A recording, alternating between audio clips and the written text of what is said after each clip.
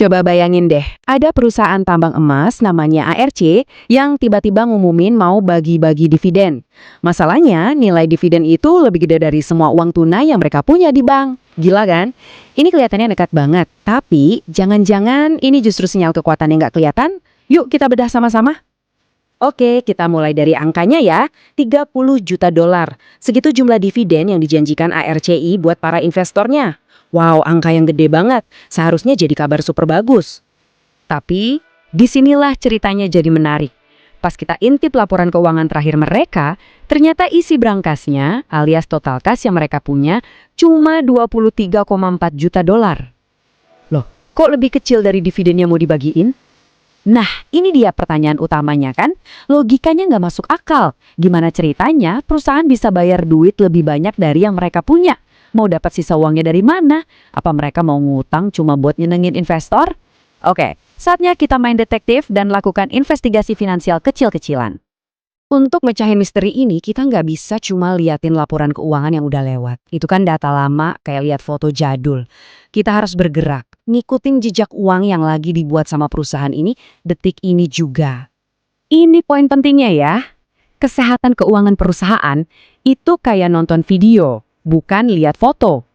Yang penting itu bukan cuma saldo kas di satu waktu, tapi aliran kasnya yang terus-terusan masuk.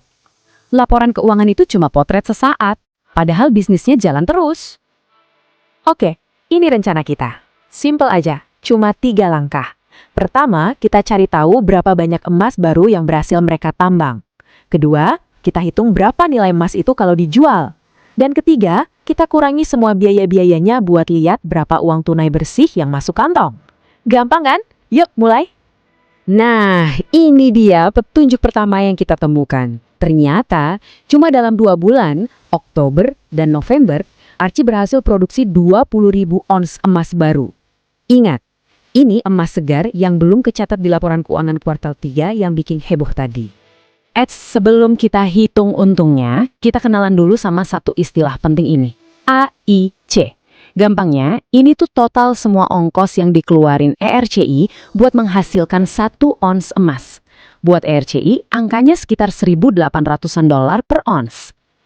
Oke, sekarang bagian paling serunya, kita hitung-hitungan.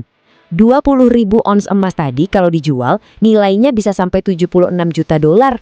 Terus kita kurangi biaya produksinya, dan jeng jeng jeng, tiba-tiba muncul uang tunai baru, bersih, senilai lebih dari 38 juta dolar. Dan inilah dia momen ahanya. Ingat kan, awalnya kita ngira mereka kekurangan duit sekitar 6,6 juta dolar. Nah, sekarang lihat, duit baru sebesar 38,5 juta dolar ini masuk dan bukan cuma nutupin kekurangan tadi, tapi langsung bikin surplus gede banget. Teka-teki kasnya terpecahkan. Oke, kita udah tahu uangnya datang dari mana. Tapi, investigasi yang bagus gak berhenti di situ aja kan? Jangan-jangan ada masalah lain yang ngumpet. Gimana soal utang mereka? Atau ada pengeluaran gede lain yang udah nunggu? Dan bener aja, mereka punya utang jangka pendek yang lumayan gede, sekitar 200 juta dolar. Ini jelas sebuah resiko yang harus diwaspadai. Tapi, ada tapinya nih. Yang menarik, mereka ini nggak pernah ingkar janji ke para pemberi pinjaman. Artinya, hubungan mereka sama bank itu baik-baik aja dan stabil. Bukan cuma itu, ada kabar bagus lainnya. Laba bersih mereka di kuartal 3 meroket jadi 71 juta dolar. Padahal tahun lalu mereka rugi loh. Ini pembalikan keadaan yang luar biasa. Plus, rencana belanja modal mereka ke depan juga nggak gede-gede amat, jadi nggak bakal nguras kas. Sejauh ini, penelusuran kita nunjukin kalau dividen ini aman-aman aja. Tapi, jangan percaya kata saya doang. Gimana pendapat para analis profesional di pasar modal? Apa mereka sependapat sama kita? Coba kita cek. Kalau kita lihat di sini, sentimennya positif. CGS Internasional bahkan bilang ini sinyal kekuatan. Yang lainnya juga ngelihat fundamental operasionalnya kuat. Intinya, nggak ada yang panik. Malah mereka ngelihat ini sebagai tanda yang bagus. Ini nih, kutipan dari CGS yang paling ngena. Mereka bilang investasi di RCI itu sama solidnya kayak investasi di emas itu sendiri. Wow, ini bukan sekedar pujian biasa. Ini tuh mosi percaya yang kuat banget. Jadi kesimpulannya klop. Para ahli setuju dengan penelusuran kita. Dividen ini bukan langkah gegabah. Ini adalah sebuah pernyataan tegas dari manajemen untuk bilang ke seluruh dunia, "Hey, kami sudah pulih, pemulihan ini beneran terjadi, dan mesin uang kami sudah jalan kenceng." Oke, kita udah ngikutin jejak uangnya, ngecek potensi risikonya, dan dengerin pendapat para ahli. Sekarang, waktunya kita ambil kesimpulan akhir. Jadi, dividen jumbo ini sebenarnya aman atau berisiko? Jawabannya tegas dan meyakinkan. Berdasarkan semua bukti yang kita kumpulkan, dividen 30 juta dolar ini sepenuhnya aman. Biar lebih kebayang, lihat deh grafik ini. Dari hampir 39 juta dolar kas baru yang mereka hasilkan, 30 jutanya dipakai buat bayar dividen.